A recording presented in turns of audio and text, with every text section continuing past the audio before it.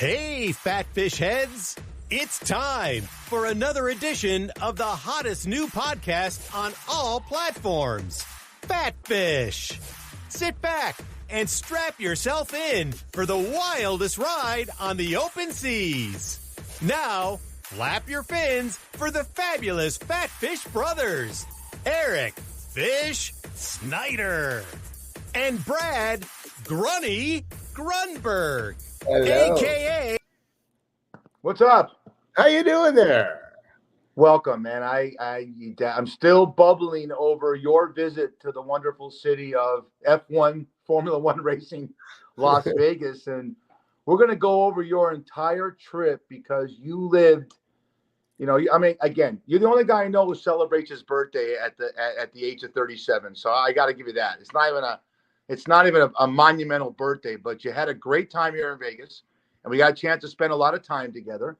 And tell me about your visit in Vegas and how it culminated with our great guest last week. Well, hanging out with you was so much fun, man. Got to see the crib. We sat back. By the way, Molly loves me, your dog. She loves me. And you got a great crib. You got a good thing going there, buddy. I love the outside pool. I was thinking about cannonballing from the roof, but I didn't want to flood the valley. What did you think about the backyard? Isn't the backyard like Ohio? And my wife made a backyard that's so green in Las Vegas. My water bill is out the roof in the summertime just to keep everything so green. But happy wife, happy life, right? Exactly. And you totally married up. Ay, Jesus, I can't believe she married you. But no, I had a great time. Everybody was so kind to me. But the highlight probably was going to see Carrot Top for the 8th time on my birthday with my friend Kathy. And, of course, our podcast at Sticky Paw Studios. Thank you, John Orlando, once again. And, it was unbelievable. It was so much fun. And, you know, it was great. We asked him anything, and he answered all of the questions, and he was absolutely hilarious. I thought, let me jump in before I let you talk about Carrot Top, because Scott Thompson's a really good friend. That's his name in real life. And what a down-to-earth, humble, and we can talk about, if you haven't watched it, it's our last pod. This is podcast 37, everybody. Welcome. And we're on a Monday of Thanksgiving week, and we're thankful. I'm thankful for Brad Grunberg. What I'm thankful about, we walk in the Sticky Paws studio, and John Orlando, thank you so much. Tony Orlando's son, good friend of Brad's. And as we walk in, a guy's doing a podcast in the studio of Brad Garrett of Ray Romano's show. What was it? Everyone Loves Raymond. And he walks out, and he's a showman like Brad Grunberg, and he shakes my hand. I go, we went to rival high schools. Oh yeah. And then he looks at Grunberg and shakes Brad Grunberg's hand and goes, well, now I know where the donuts went. So that started the evening out. And then we got a chance. I never met Carrot Top before, but I know what an icon he is in my town. And I realized just by interviewing him, he's been at the Luxor since 2005, and he's been a headliner in his town. But he's a headliner in my book after interviewing him is the kind of person he was. And I don't want to give away any stories, but the Jack Nicholson stories about meeting Nicholson are on the ground. About Don Rickles, about Jay Leno. I'm going old school here. Elizabeth Taylor and Bill Clinton and the voices he does, the way he does his imitations, phenomenal. What's great about his imitations, they're so bad, which makes them so good. You know, I mean, it kind of sounds like the person, but he's just great. You know, he's just a special guy, you know, and I'm so glad he was able to do our podcast, and we did it live. Our first one live, number 36, and this is 37. The week, this is Monday, you know, we give thanks on Thursday, but I give thanks every day. Every day I give thanks that I woke up, that I have someone like you in my life, Fish. We reconnected after, 30 years? And look at this wonderful thing we're doing, Fat Fish podcast. Fat Fish Brothers, baby. And we go back and forth. We just enjoy our friendship, and we enjoy whatever subject we talk about. We both have busy lives, you know, right? Thank God the strike is over. You get to work soon, and you take care of your parents. You drive a Lyft. I have my life, wife, family, work. But this hour, we don't get paid for this, everybody. We want someone to sponsor us, maybe someone out there, and we're on 10 different outlets right now. And you can see that we're going to add some more. You look at the crawl on the bottom. But I have so much fun in this hour. I get to vent with a guy that I share history with. And I know that sounds boring to some of you, but what you're thankful for, and Brad's part of this, are the 4 F's. The 4 F's on Thanksgiving are food, family, football, and something I take part in, Brad has to pay for it, fornication. Those are the 4 F's of Thanksgiving. Yeah, I do. I have to pay a lot of money for that. No, you know what? Keeping people in your life around this time, I take inventory on who's in my life. And I do this thing that I've been doing since college, University of Arizona. Me and my friend Greg Leifer, we call him Bubba, we had review board where we put people on review and we see if they make the cut. And recently I've gotten rid of a lot of people and I'm so happy about it. They were just, toxic and, negative. Keep talking. And where are you going? And negative. My dog. My dog and cat go crazy when we do this thing, man. How do your cat and dog hear your voice? I know. They love me. So it's crazy. They love me. I should move in. But no, having the right people in your life, positivity and love is so important. And I'm telling you, don't keep people around if they're bringing you down. I'm telling you, get rid of them. Adios. And I have, and I feel great about it. I waited too long. But guess what, Fish? You made the cut. Congratulations. Well, guess what? I'm getting rid of you. Yeah, good. Oh, thank God. Look at this quote. I look at different quotes and I bring up different memes, but what you said is really transparent. And look at this quote by a great writer, J.R. Tolkien. You can only come to the morning through the shadows. Do you know what that means? Do you know what that means? You can only come to the morning through the shadows, meaning if you have a dark day, there's going to be a morning. There's going to be, the great musical Annie. The sun will come. I can't sing. You do it. The sun will come up tomorrow. Do it. Tomorrow. That's all I know. Well, you named your dog after you named your dog after Little Orphan Annie. So, but I think it's important. I mean, we preach a little bit sometimes on this show.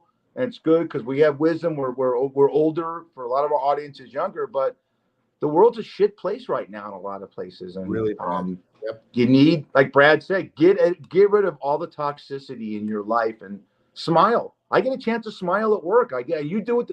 Brad does the same thing I do. He does it in a car, driving a Lyft, or he does it in front of a TV, in front of a camera, entertaining. I do it behind a bar, and as much as the crap you can take as a bartender, 90% of the time you're laughing and you're having fun and you're just chopping it up with people, and we're lucky.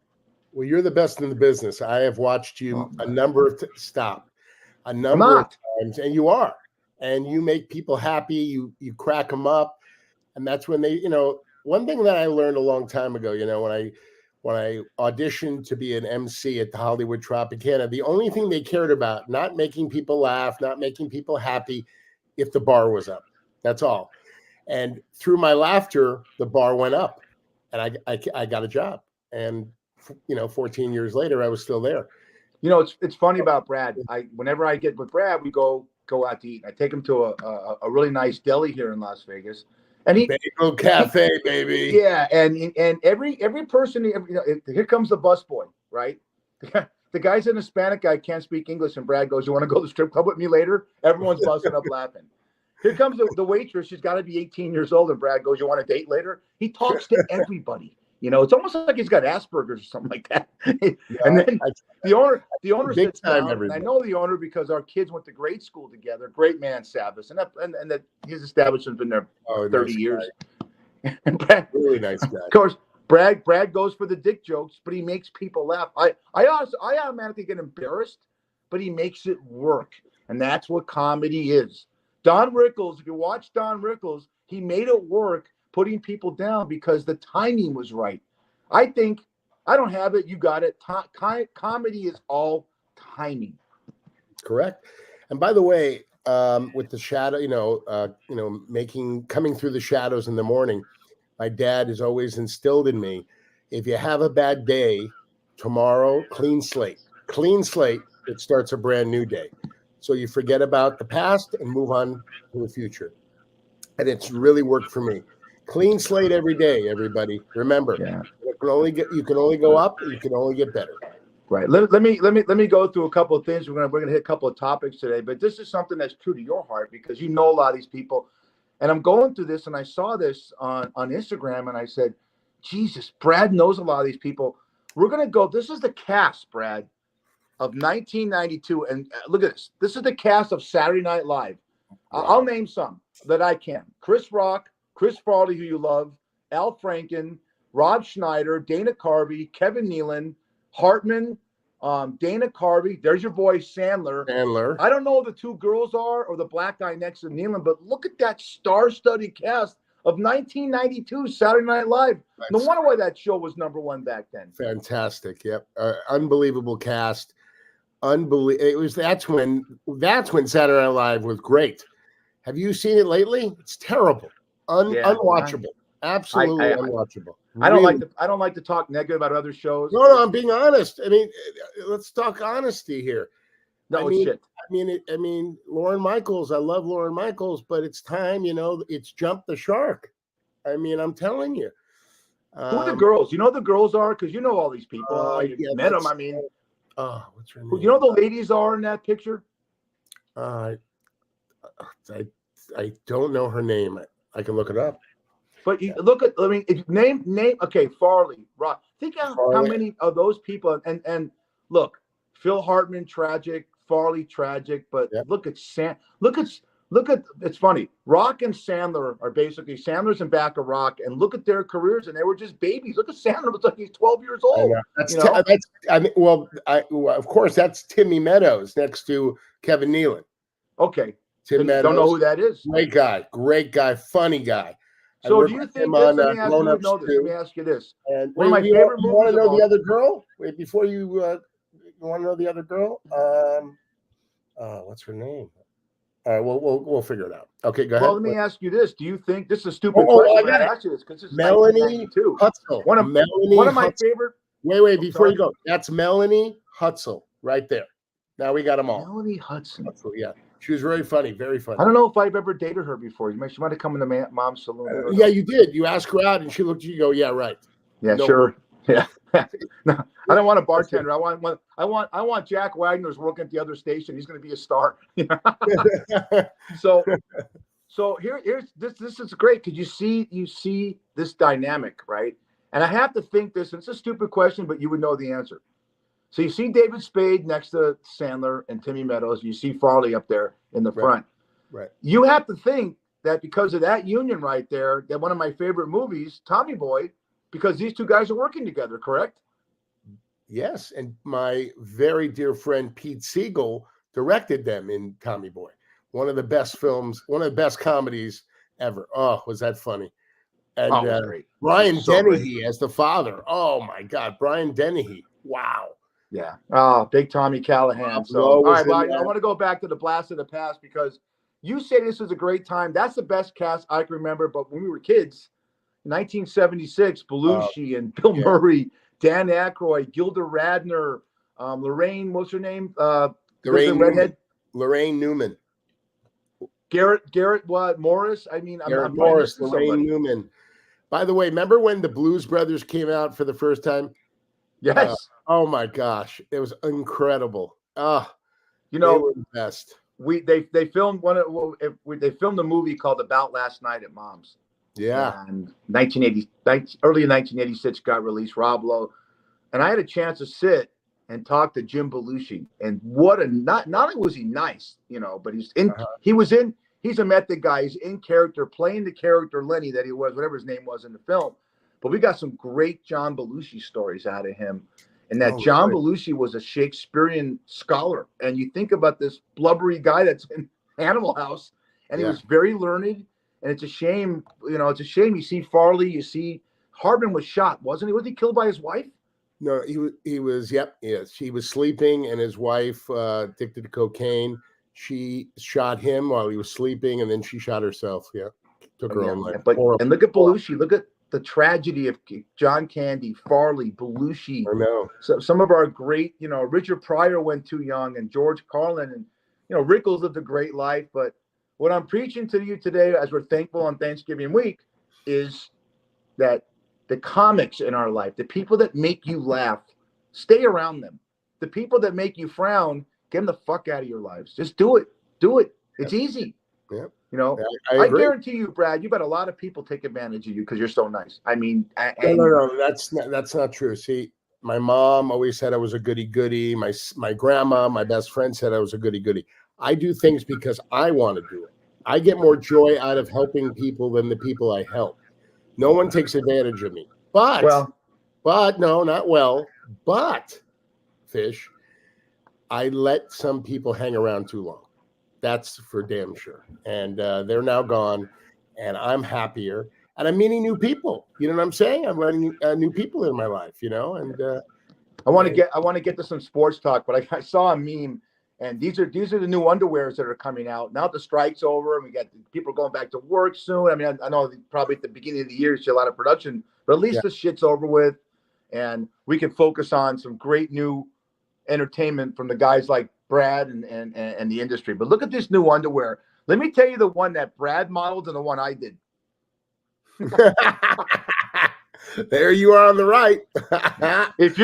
You always talk about tushies and tuchuses and look at that ass.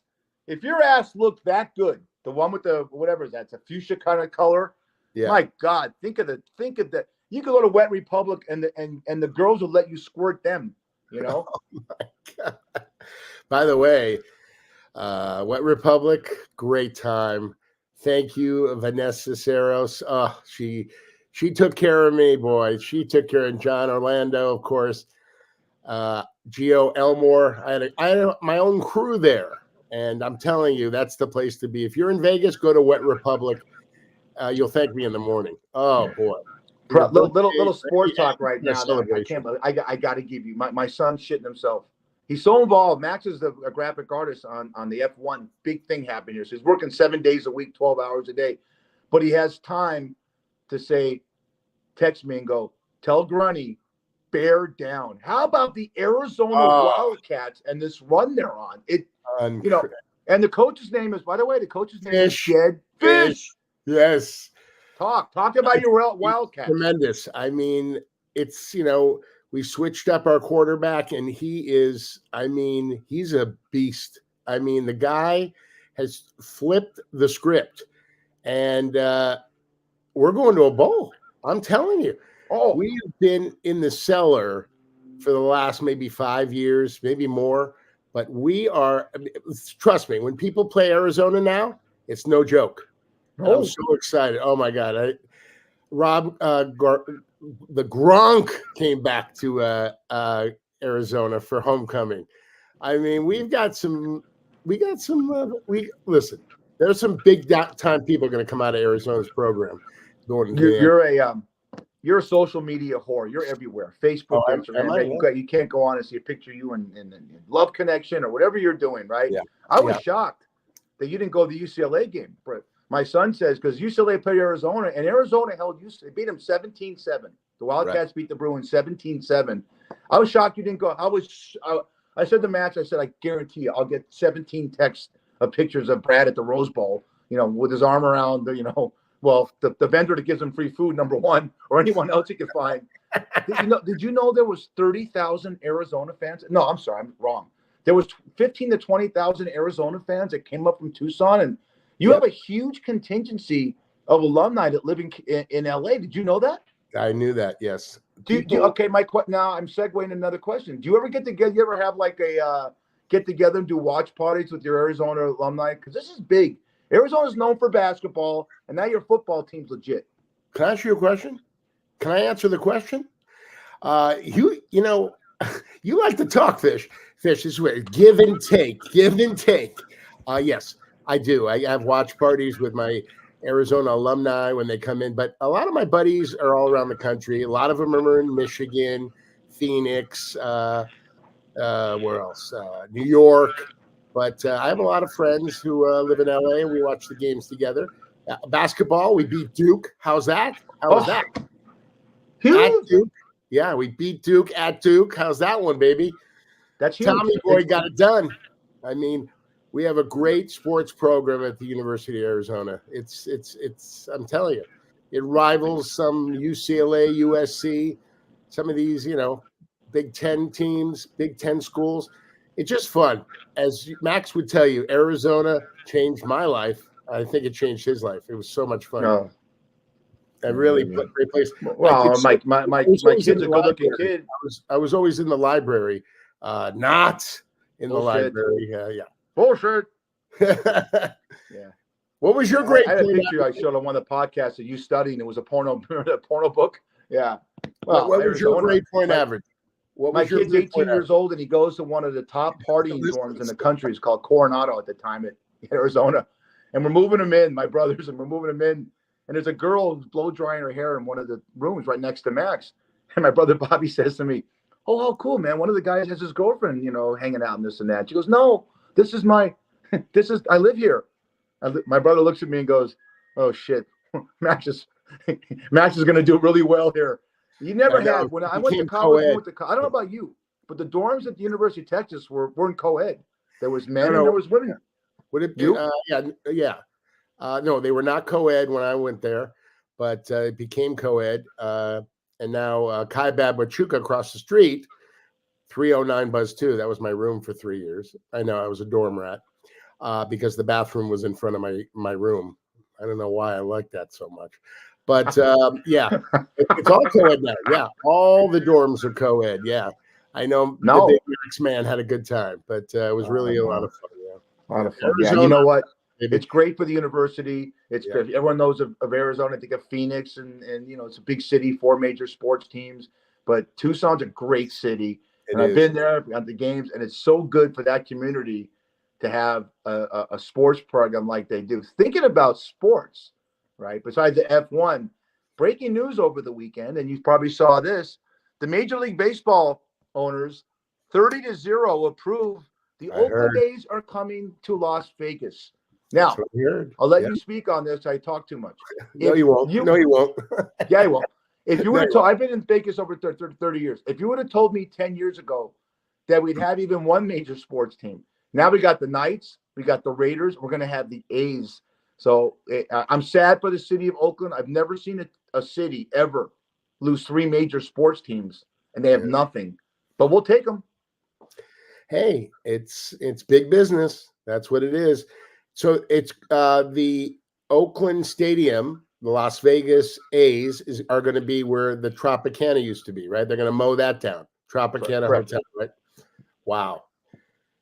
That's close. You could, they call it the triangle. You got that, and you go across the way a little bit up, and you got the Raider Stadium, Allegiant, then you go across the bridge again, and you have T-Mobile where the Knights play. So all the stadiums are kind of close to each other, and they're close to the airport, which is smart because they want to get people in that are from out of town, and it's easy access to get them to the strip and get them to the games. I want to go over some Thanksgiving stuff with you, but I found a thing that was really dear to my heart about nostalgia, and they were talking about the greatest American athletes, and this guy is never brought up, and I know everyone knows it's our age who this guy is, Jim Thorpe. Right? Oh, wow. Brad, read that. Read his accomplishments for a guy that was 1920s. Man, was unbelievable. First team All-Pro, 1923, 8 NFL seasons. He was all-decade team in the 20s.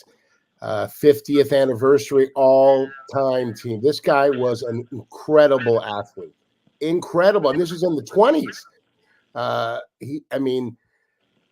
He got 2 gold medals in the Olympics. I mean, come on, man. I mean, remember Jan Michael Vincent? Well, didn't he play that Disney World's Greatest Athlete? Or was that? That was him, right? That movie. Him or Kurt Russell? I can't remember. Or Kurt Russell was it? Yeah, Kurt Russell was World's Greatest Athlete, Disney film. But this guy, look at him. I mean, if you put him in a lineup, would you say that he was the greatest athlete of the 10? Never. Look at that body. He looks like, he looks like? He looks like a methed out Mark Wahlberg. Look at the face, kind of methed out. You go to look at the face. It's kind of older. Really, he's a handsome guy. American Indian descent. Yeah. Well, look at that. Look at this, Brad. 6 Major League Baseball seasons and the Associated Press greatest athlete of the first half of the 20th century. A lot of times we forget. We talk about the Michael Jordans and we talk about, all the great athletes that we've seen. Deion Sanders, football and baseball. Great. Oh, wow. Now, baseball player, Willie Mays, but there was a guy that started in 2 sports and is an Olympic athlete, champion, Major League Baseball champion. Shout out to Jim Thorpe because he did it in the 20s. And you didn't have to have a body like that. It's crazy. Hey, buddy, real quick. You can have a body like State Warriors have lost 5 in a row. Can you get on the fucking team and tell Kerr you could shoot the 3 and tell Draymond to stop choking people? Hey, it's part of basketball, man. Win, you lose, but he'll get back. They'll get back on track. Don't worry. Steve Kerr knows what he's doing. That's why he's got 4 rings, 5 rings as a player, 9 rings. Everybody, you know what? Everybody loves to jump on the bandwagon when people do bad. That's another thing that I don't like. Okay, listen to me. Stop talking for a second. Do people wish you well, or not better than them? That's the thing that I don't like. It's not piling on. You're 1,000%. No. Listen to what I'm saying for 1 second. Do people wish you well or not better than themselves? Okay. You wish people well. You're happy for people. I could ask you why a team's on a 5-game losing streak. I'm trying to explain. It's called a segue. We're done with Steve Kerr. He'll get back on track. Now I'm saying that people pile on when winners like Steve Kerr have a bad run. It's not a bad run. A bad run is 5 seasons of shitty. All right. What about your bad run in the bar? Sometimes you have a bad run. Tomorrow's a brand new day, right? Man, you give me the runs. I'll tell you what, your dialogue, you fat fuck. Jesus Christ. I've seen you. I'm not sitting there talking. I love Steve Kerr. I'm trying to get dialogue with you. You get defensive like you own the team. I'm getting defensive because he's my boy. I love Steve Kerr. Doesn't have to be your boy. Well, so if they lose 15 in a row. Want me to start putting down the Raiders? They suck. The Raiders have 18. Let me tell you something. All that money. This is the problem. You're woke culture and I'm not. Okay. The Raiders have had 18 out of 20 seasons of losing. Facts are facts. Right. So I'm not piling on. Facts are. That's the thing about sports that I love. You win or you lose. You can't make excuses. Okay. All I'm saying to you is the Warriors are a 5-game losing streak. That hasn't happened under this guy. I want to go this place with you. I think Draymond Green might be a little bit of a head case. And how does Steve Kerr deal with this guy? Because this isn't the first time he's used his fist. Oh yeah. Did you see the chokehold? Of course. Yeah. He got the 5-game suspension, and Steve Kerr said that's unacceptable. Yeah, no, Draymond Green is nuts, but that's what makes him great. Okay. He is nuts on the court. He gives his all. I'm telling you, they need him, but no, he does need the 5-game suspension. You can't put somebody in a chokehold. No, people die. Let me ask you this. You're the biggest NBA fan I know. I still don't know the ramifications or the rules of the play-in tournament. What the hell is a play-in tournament during the season? Just to make more revenue. I don't even understand it myself. It's crazy. It's like, why are they doing that? I don't understand it. To be honest with you, my friend tried to explain it to me. I still don't understand it. I don't understand it. Yeah. Well, there's no revenue. I'll tell you why. The NBA should do what other sports do. Don't compete. Do not put your games up against the NFL. There's a slew of NBA games on. The Kansas City Chiefs play the Philadelphia Eagles tonight, Monday night. Tonight, Monday Night Football. When we get done in a few hours, that's a rematch of the Super Bowl. I don't care. LeBron James, who I love what LeBron James does off the court. He's a phenomenal human being. Put your ego aside, LeBron. Your sport is not as popular as the NFL. I'm sorry, it isn't. Okay? Our sports aren't as popular as soccer. Sorry, it isn't. Just we're talking facts. The Warriors lost 5 in a row. You are one sick puppy. So I want to talk to you about family. You have a big family. I have a big family. I want you to talk about, because this is my favorite holiday because of the 4 things we talked about, the family food and all that stuff. And it's football. Vicky has her entire family coming in. Entire. Cousins, aunts, uncles. There's 20. You were in my house. There'd be 25 people of her family here. Wow. Okay? they start coming in. A lot of them stay with us, and it's a lot of fun. Sure. What about you? Is it just your immediate family? Do you have? I don't even ask you. Do you have cousins? Usually we go to my brother's. He has an incredible spread out there, and it's all family, all love. My sister comes out with her family, and of course my brother's family's out there. And then we come out. I bring my parents out. We bring all the dogs to come to Thanksgiving, and then my brother's in-laws. They're great people, and it's a lot of fun. We watch football, and we have some great food. My brother's a great cook, and his wife's a great cook, and everybody brings a little something. Never come, as my grandma always said, Helen Nanny Klein, never come empty-handed. When you're Do you cook, Brad? Is there a dish? Can you cook? Is there a dish you can cook? No, I cook drive-through Chick-fil-A. I cook drive-through McDonald's. No, I'm not a very good cook. I'm terrible. Are you a good cook? No, and I should be. I could cook, but not. I mean, I'm not. My wife can go in my pantry right now and make a 5-star meal with whatever the fuck we have in there. And there's a lot of shit. My wife shops like there's going to be a World War III and would be rations, but she's very creative. If I look at a recipe, I could do it. I'm doing pasta dishes, but no, I am not that kind of cook, and I should be. I've been in the restaurant business, but I can make a drink. That's what my job is on Thanksgiving. You take care of the drinks. I'll tell you what I'm good at. Nothing. Besides putting up with you. I could grill. I'm very good at grilling. Oh, okay. I love grilling chicken, cutlets. I love taking the tin foil and putting like little garlic salt on corn on the cob and putting around there and put that in the grill. Color your hair. Do you put the tin foil in there? Let me ask you, like if you were having one meal for Vicky to cook for your birthday, what is the one meal you love her to cook? Oh, she makes great Italian food. Her lasagna is up there with some. I mean, she can go on the Gordon Ramsay and Bobby Flay shows, and she win. So she says to me, "What do you want for your birthday?" September. I said, I had this chicken miso. The cooks made it for me over at Chuck. It was fantastic. So I see her. She gets a book. She makes it. It was phenomenal. I scored. I got the girl. Youngstown girls. She's from Youngstown, Ohio. She's a Midwest woman, right? There's the whole thing. They could roll the stroller with one hand, right? Yeah. Roll the lawnmower with the other, and drink a beer at the same time. Leave the comedy to me. But anyway, no, you definitely lucked out. You have a beautiful wife. You have a very handsome son, way better looking than you, and more talented. And you do have a beautiful family, man. I have to say, and family is what it's all about. Getting back That's to Thanksgiving. Getting back. Do you have a favorite Thanksgiving story? You know what? I'm gonna go back. You tell it. I'll tell you. Just when my grandma was around, that was my favorite times because before I get to my story. Yeah.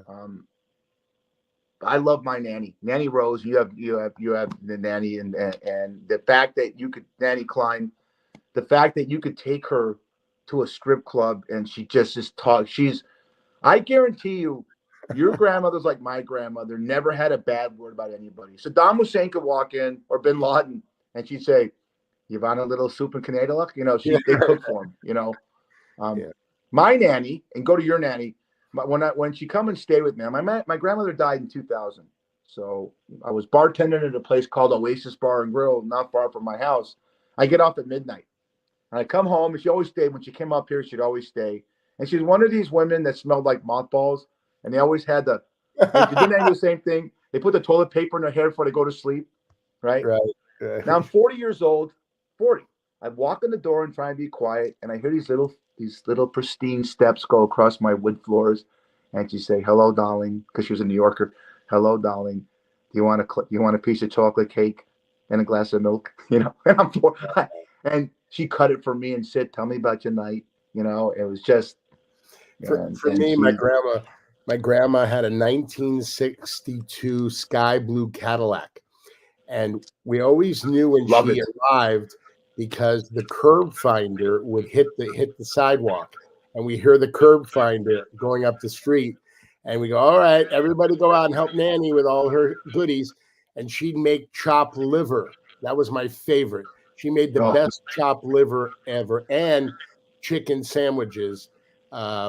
We would go to, my brother, my sister, and me would go to Hughes Market on Beverly and Beverly and Doheny. It's now I think a Ralph's, but we would wait for the chickens to come out at 2:00. Now my grandma would be there with the mittens, waiting for the red hot chickens to come out, and no one could get. It was like she was in the paint. She'd elbow people out of the way, and she'd go, all right, Bradley, hold this one. Gregory, hold this one. Tiffany, hold this one. All right, okay, give me that one back. Okay, we'll take these two. And we'd go back to her apartment, and she would make these unbelievable chicken sandwiches on challah and egg bread, and it was with the mayonnaise coming out the side. Oh, my goodness. I'm hungry now. Come back, Nanny Klein. Did she, the chopped liver, I liked it cold with rye bread, but did she put onions in it? Did she put onions in the chopped liver? That makes it the best. Oh. She did. No, she. I couldn't stand liver. Liver, I throw up. I don't like liver, but I like chopped liver. Yeah. I hated liver, but I like chopped liver. Isn't that crazy? Love this guy. Grandmothers are the best, and those stories, and think about the life they led. Think about your grandmother passed away when? August 23rd. 1996 at 5:33 in the morning. Yeah. Wow. See, but I got to say goodbye to her, tell her I loved her. I told her I'd see her again. We did everything. I did everything with her one more time that we love to do. So when she left and she went to heaven, I was okay because she was ill. I didn't want to see her sick. That's the thing. You want to live a quality life, not quantity. To lay in a bed, to see someone you love lay in a bed, that's not fair to that person. And it's not fair to you, Well, I had a lot of life of seeing people laying in bed. I was next to them. You don't have that in your life. Wait, what? I've seen a lot of people laying in bed. The great thing is I was next to them in my life. Okay. Women or men? Women or men? My favorite Thanksgiving story happened 2 years ago, 2021. All the Thanksgivings, Vicky's entire family. There's 40 people in my house. Now, let's go back to April 7th of that year. The NFL schedule comes out, and I said, Vicky, the Raiders are playing the Dallas Cowboys. It's a 12:30 game. We have to do Thanksgiving dinner around 2. I said, I am not leaving my man cave. You saw my man cave personally, all right? And none of your fucking family's coming in that room, all right? Wow. So this is April, May, June, July, August, September, October, November. Don't worry about it, right? So the Raider game, they all want to eat. About 2:30, 3 o'clock. The game goes into overtime, and it goes to the last play in overtime. And I could hear I won't mention names. Her father-in-law, my father-in-law, and Martin. They're sitting there going, "He's watching." I could hear them. He's watching the football game. How rude is it? And I'm screaming, "You can fucking eat! I won't stand on ceremony. I'm watching the Raider game." And I don't know who it was. Says they're gonna lose because he's making this way. To go, I'm not making you wait. Bad karma. The Raiders win. The Raiders were like 12-point underdogs at the Cowboys. They went on a last-second field goal, right? Really? I walk out of that room, and I'm like, you remember Vinny Chase's brother in Entourage? Remember Drama? Yeah. Victory! Like that. And it's just my favorite because they all had that look on their face, like, and they ate, Wait. I don't understand. Wait, let me recap this. There's 40 people. You're alone in your man cave watching the game. With Max. Okay, with your son. About this one?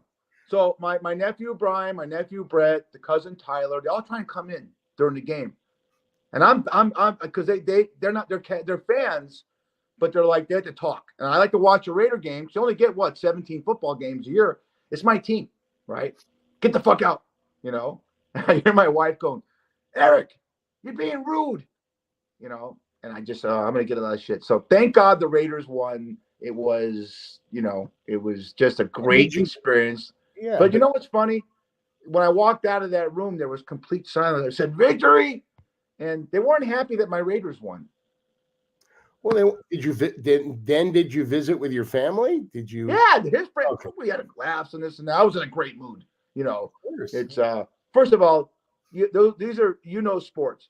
two of the most polarizing teams in sports and football are the Cowboys and the Raiders. You either love them or you hate them. There's no in between. It's like the Yankees and the Dodgers in baseball. You love them or hate them. The Lakers or the Celtics, you love them or hate them. There's always two teams in every sport that are polarizing. Right. So it was a great Thanksgiving. And food was great. It's always great. Imagine this. The Arizona Wildcats are playing Arizona State, the big rivalry. It's Thanksgiving Day. And Arizona wins on a last-second field goal, and they're big underdogs. How much better does that turkey feel, or Nanny's chicken sandwich on the challah and chopped liver once Arizona wins, right? Anytime Arizona beats Arizona State, I love it. It doesn't matter what sport. And that, it's going to be a great game this year, too. I think we're looking pretty good to beat them. Did you go to a lot of AU games when you were going there? Did you go to a lot of football games when they were home? Yeah. All of them? I went to all of them, yeah. I went to all of them with I think our fraternity had like a block seating, Isn't that cool? Like you did at Max, that the stadium is on the campus. I mean, these poor fuckers at UCLA have to drive to the Rose Bowl. No wonder they have no student section. The kids want to get drunk. You refresh my memory. I would think Westwood to Pasadena without traffic's got to be at least 35, 40 minutes, right? Oh, but there's always traffic. They take, they get on buses. They take their cars. Yeah, it must be a shit show in Pasadena. But you're right. I mean, listen, USC has the Coliseum, and that's in their backyard. So that's basically they're on their campus. But I think it's so important to have your stadium on your campus. I mean, I don't know how many students really go to UCLA games. I mean, they pack the Rose Bowl, but still, it's LA. Let me ask you this: have you ever had a bad Thanksgiving? I've had a bad, but I don't look at Thanksgiving like you. I give my thanks every day. To me, no, I mean a Thanksgiving dinner where someone argued. They're always. It's funny, in the there's always a fight. Who's going to have Thanksgiving? My brother or my sister? Where we're going to go? I mean, it should be like this. It should be, Jewish holidays over here, Thanksgiving over there, Hanukkah over here, Christmas over there. That's how it should be. But there's always like a little argument between the family where we should have it. But my brother always puts on a great spread for Thanksgiving, and my sister's had Thanksgiving too, and she's amazing too. Just being together is all about. That's what Thanksgiving's all about. Being together, watching football, laughing, seeing my nephews. That's what it's all about for me. Some of these restaurants now, I have to admit, in LA, everything's closed on Thanksgiving, but in Vegas, everything's open. And these restaurants, including Chuck's Tavern on North Durango, we give a plug to where I work. Yeah, be nice. They do a phenomenal. The cooks back there they do a phenomenal Thanksgiving. Wow. They have, and Montana Meat Company and all these bars and restaurants are open. They do a phenomenal Thanksgiving. It's not that processed shit turkey. It's a real turkey with the stuffing and stuff like that. So families some people, not everyone cooks, and you want to get a real dinner, go out to a restaurant. So it's less stressful, And then also, Laugh Factory, Jamie Masada, he always feeds the homeless. I mean, that's the most important. I worked a couple of Thanksgivings down at the Midnight Mission. I gave up my Thanksgiving to go down there because, there's people that are starving in America. I mean, you know how much food we throw away? That really bothers me more than anything. People, are starving. They should not be starving. I saw a commercial, and it was silent. There's this young girl, and she's emaciated. And it says, a guy walked up to me and said, "Are you Jewish? Are you Muslim? Are you Hindu? Or are you Christian?" She goes, "No, I'm just hungry." And I just lost it. And it was the saddest thing. And they're showing more of these commercials. Everyone, you could talk all the shit you want about Mark Davis, the owner of the Raiders, but he gives $500,000 every year to the Clark County Food Bank for kids. So my wife is an elementary school teacher, so a kid gets a breakfast and a lunch, because a lot of kids are hungry going to school. My wife, I have to feed this kid and that kid. They don't have any. Hunger is the worst thing. We have such a hunger crisis in this country. Imagine around the world. You're right. Well, I got news for you. There's never a hunger crisis. Not for me. There's a meal in front of you, Brad Blumberg. There's not a morsel left, thank God. No, it's a very serious subject. It is. People starving in America, also around the world, in these third world countries. But I mean, we got to take care of ourselves first. I mean, that's the one thing. If a homeless person comes up to me and asks me, I will buy them anything they want at McDonald's or wherever I am, but I rarely give them money because that usually goes for drugs or alcohol. And, but I want to feed them, I remember, one guy, I said, would you like me to buy you something to eat? No, I don't want anything to eat. I want money. I go, okay, sorry, buddy. I mean, it was like, like he was insulted that I wouldn't give him money. I wanted to buy him a meal. So, there's a lot of sadness. We have so much sadness in Los Angeles now with the homeless, but hopefully our mayor, she's great, is going to try to, well, the mayor can do all she wants, but the homeless crisis, I have my own take on that. It's horrible, but 95% of homelessness is mental illness, and it's mental illness is such an epidemic right now. You see this gun violence. A lot of it is, I hate to get that Debbie Downer on a thankful week, but we have to be aware of it. You have to be aware and help. I'm the idiot that always gives $1 or something like that to a person holding a sign up. And sometimes it could be a scam, but just give it. Who gives a shit? Give $1, give it to them. Right. You don't want to be that person. So, and that's what it's all about. I mean, are you one of these guys, conspiracy theorists, that think that, I hate to say this, but Thanksgiving is my favorite holiday because we talked about it. But now right around the corner is Christmas, Hanukkah, Kwanzaa, all that kind of stuff. Do you think it's a government-generated holiday to build up the fiscal year in economics and growth and spending before the year ends? Because why do I have to give Brad Grunberg a gift in December? Why can't I give it to you in April? Why is it to be at the end of the year? I always go by what my 12th grade English teacher, who I'm still dear friends with, says, Walt Gardner. He says, follow the money trail. Follow the money trail. That's my answer. Follow the money trail. What does that mean? That's not an answer. All about money. Yeah, I'm answering your question. You're right. Yeah, it is all about money. Everything's about money. Everything's about money, and right. And so sad. I want you in the next 5 minutes to encapsulate what this means for you. Now, this long strike that started, God, I was it had to start in May or June, is over. The actors, SAG-AFTRA has come to an agreement with the studios. The writers have, unfortunately, what you hear and read in the trades, Brad will tell you more about this, that a lot of stuff's not going on at the first year. How does this benefit you guys more from that? Have you read the new agreement? Yeah. Basically, our day pay has gone up, which we really need for cost of living, as cost of living goes up. We're getting residuals on streaming shows. Okay, Yellowstone, Curb Your Enthusiasm, the list goes on, and all your favorite streaming shows, because a lot of people in this world, it's not just America, are watching shows on streaming, not network television. Okay. Yeah. So the old formula of residuals for network TV doesn't really apply to 2023. And then the big thing is AI, artificial intelligence. So let's say you and I were in a scene together. Let's say we're background artists and we were in back of De Niro and Pacino in a scene, and they captured us for that day, in the back at another table. Well, they paid us for that day. Well, the studios wanted to use our likeness for the rest of our life and when we're dead and pay us nothing. So what we got now is, which is great, is if they want to use us, they have to negotiate with us. They have to pay us something that we negotiate with them to use our likeness each time. So if they use our likeness in another show, another movie, 2023, 2025, 2027, they have to negotiate that fee. It's only fair. They can't use our likeness and not pay us. They got to pay us. We make money on residuals. That's how we make our money. That's how we make a living. They show our TV show 100,000 times. We should get paid for that, right? Absolutely.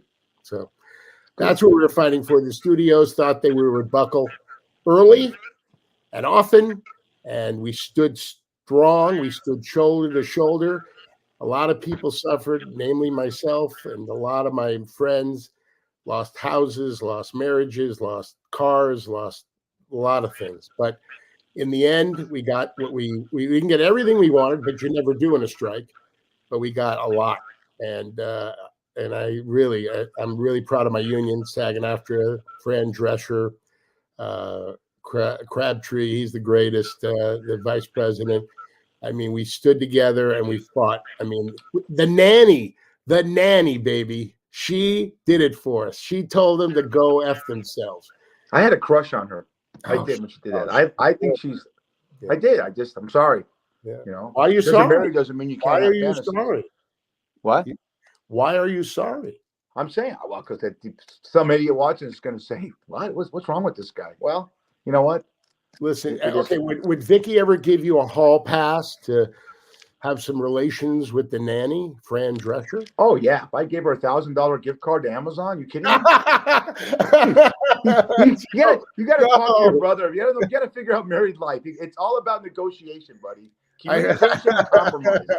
I love that. And she'd buy you a box of condoms too. Let me tell you something. If I would give Vicky a hall pass, Vicky's in love with Ryan Gosling and she's in love with Michael P. Jordan, right?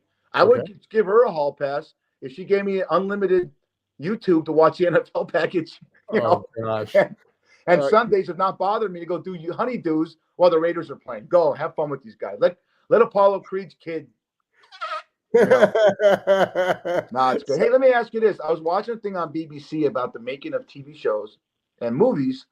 This is perfect up your alley in Europe and America. And the guy I can't think of the guy. It was James Corden, I think it was saying in Europe, we show less violence and more films and TV shows that are human related, but we use the C word, and we all know what that is. See you next Tuesday in everything as a regular part of our vernacular. He goes, you guys, and we have nakedness everywhere. Breasts are showing everywhere. I started in the Benny Hill show back in the 70s. You guys in America can't say these words, can't show nakedness. He goes, but every fucking 5 shows is zombie apocalypse and people killing each other. He goes, your top shows are The Walking Deads and every NCIS is a murder and stuff like that. Isn't it amazing that our shows are violent? They're more ethereal. They're more mind related as far as their shows, but they use a C word and they show nakedness. Maybe you and I should go move to Europe and do something like that, because I'd rather see nakedness, especially you, not blow up dolls. And instead of watching all the crap we have to do, how many spin-offs are there of The Walking Dead, Brad? 30? It's not my type of show, but you're right. I mean, it's ridiculous. And then you watch the news and what you see on the news. I mean, come on.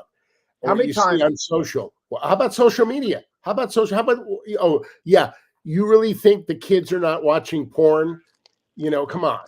You know, I asked my nephews, how young were you when you watched? Oh, me and my buddy watched, we were like 10 years old. I mean, come on. I mean, listen, you could put all the safeguards up, but yeah, I like Europe because a naked body is a beautiful thing. Not mine, but that, why shouldn't we show it? What's wrong? Do you ever catch this? Subliminally, when you're watching a TV show and you watch sports a lot, how many teasers do you see for movies that are all like Halloween and Friday the 13th? There's a new one coming out called Thanksgiving. Right, it's all about this guy that looks like you know why? The Thanksgiving. He's killing people in this town, whatever it is. There's so much violence in America in the movies, and it sells. You know why? I can give you an answer to that. Because horror films make the most money, and they are most inexpensive to make. That's why. That's what. No, you don't have to give me that look. No, I'm why they make so like this, because I know you're right. No, you're right, but I have a hard time processing why we're so processing a lot of stuff. But here's my thing. Here's my point. That's follow the money trail. That's why horror films, action films, these are the movies people want to see and go to see over and over and over and over again. Yesterday, Thanksgiving, as I'm preparing for this, hang on. Yesterday, after I was watching porno with your nephew, and you were in one of them, you know, it was called When Harry Ate Sally, and you were Harry. You were great. You were so great. You ate Sally, then you had a burger next to her. It was great. It was fantastic. There was 2 movies on back to back. I want to say it was on 254, which was AMC. These two movies, now one's kind of violent, but they're still a great film. They don't make them. Goodfellas, and then after Goodfellas was Hoosiers. I spent 4 hours, 4.5 hours. If you didn't watch Goodfellas or Hoosiers, and I know Brad's seen both those films, that's what filmmaking's all about. Let me tell you, Gene Hackman is my favorite actor of all time, dramatic. Gene Hackman is 94 years old, living in Albuquerque, New Mexico. I saw a picture of him. He's living his life. He retired 20 years ago from acting, but man, anything he does is great. I mean, that's how great of it. And he was so seamless. He wasn't like over the top, always just the regular guy, There was a movie called The Package with Gene Hackman and Dennis Franz. So good. And Tommy Lee Jones. There's so many great films the young people should see. Like, my favorite, Fast Times at Ridgemont High.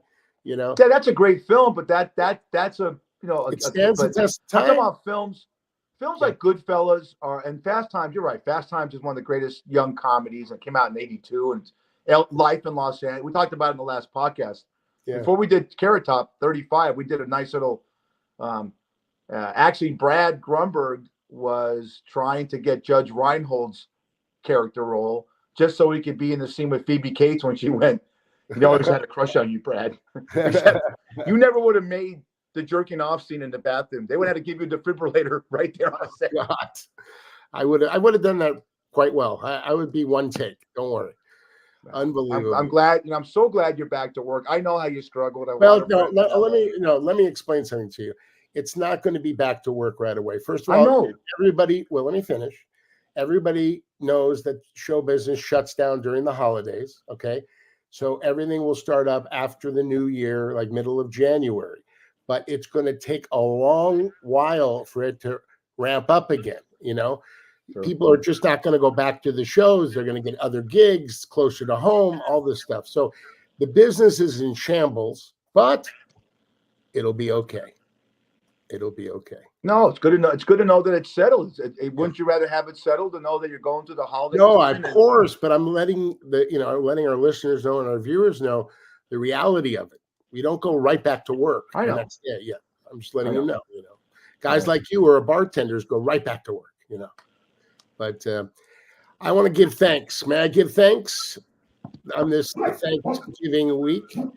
Thursday, I want you to have a great Thanksgiving, Fish. And I'm very thankful that we reconnected and you're my friend, you're my brother, and we laugh together and we cry together.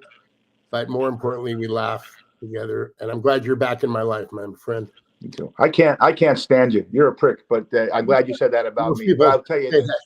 I wish nothing more than you and your family be at my house this Thanksgiving and celebrating it together. You did the people, the dialogue. One day we'll do Thanksgiving again. I feel the same way about you. I just give you shit all the time, but there's not, and I say this with all heavy heart, there's not a person. There's times that I go through stuff in my head and I call this guy and he talks me off a cliff and going through rabbit holes because we all have demons in our mind. And Brad's my therapist when I'm not going to anger management and shit like that. And it keeps me on an even keel. And I'm a good guy. I am a good person, but we all have stuff.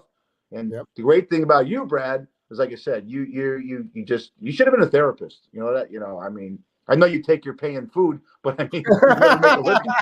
I do. Just what do you charge an hour? Well, I'll tell you what. Nate Nels has a great pastrami sandwich. Go bring that. That's your payment, And a bowl of soup, and we're even, Stephen. Say hi to your wonderful family. I will. Your mom and dad. Have a great Thanksgiving. Watch the football game. Have a threesome that day with football. I love you. Okay.